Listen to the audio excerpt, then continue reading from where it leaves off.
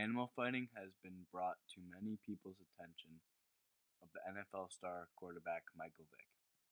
Michael Vick, 21, had three people that he associated himself with: Pernell Peace, Quantis Phillips, and Tony Taylor, who operated a place called Bad News Kennels.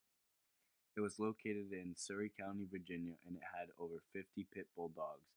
They all had fights, killed dogs, and ran a gambling ring. When people started finding out about the Bad News Kennels, it alerted others on what was happening and made dogfighting an outlaw. They bought dogs from all over and kept them in his place. Michael Vick ended up becoming a dog breeder because of this. When they started setting this up, they built a fence all around the property so they would keep everything that they do in private. They buried very heavy objects such as car axles and heavy chains to keep the dogs secure. The axle would keep the chain from tangling with the dog.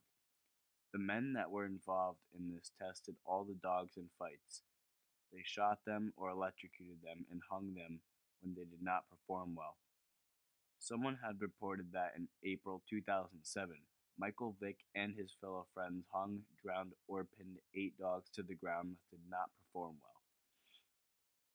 A report from the U.S. Department of Agriculture investigated the killings of the dogs, saying that they have hung 3 dogs and they also drowned 3 dogs by putting the dogs' heads into 5-gallon buckets of water, and they reported that they killed 1 dog by slamming it to the ground several times before it died, breaking the dog's back or neck. Another person had said that they fought their trained pit bulls with pet dogs because they enjoyed watching the dogs belonging to the Bad News Kennels injure or kill another dog. They hosted a lot of their fights in Virginia property and transported all their dogs to other states to participate in fights. They always host fights either late at night or early in the morning, and they would last for hours. In March 2003, Vick lost a female pit bull and he electrocuted it after wetting the dog. After all of this, in 2004, Vick had a 10-year, $130 million contract with the NFL, and by 2006, he was the NFL's highest paid player. On April 25, 2007, the state started to investigate what was going on. Vick's cousin was arrested and gave the police Vick's address, which led Surry County searching the property, which led people to start investigating the dogfighting. The police discovered 54 dogs, almost all pit bulls, scarring and injuries. Half of the dogs were chained to the car axles and out of reach of any other dog.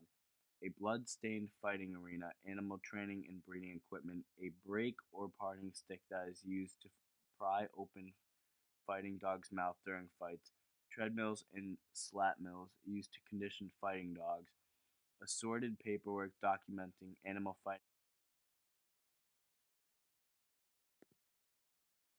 Ventures and performance-enhancing drugs commonly used to increase the fighting potential in dogs as well as to keep injured dogs fighting longer. When the police found out about this, Vick put the blame on all the dog fighting on family members who lived at the property, and he claimed that he had nothing to do with any of this. On June 7, 2007, witnesses ended up telling federal investigators that dog carcasses were buried on the property and they ended up fighting 6 to 8 dogs in a mass grave. August 2007, after 3 of his co-workers pled guilty and began cooperating authorities, Vick ended up saying he was guilty as well, admitting to funding the dog fighting and the gambling. He admitted knowing about 4 dogs that his co-workers killed in 2002, and he admitted to the harsh actions he had done to the dog. The guidelines for this crime said that they would get no jail time, but someone said they should all be put in the jail for at least 12 to 16 months, not 0 to 6. The NFL ended up suspending Vick without pay. After he gets out of prison, he can be reinstated. When Vick had to go to prison, he basically spent all of his money. He bought a Mercedes for $99,000.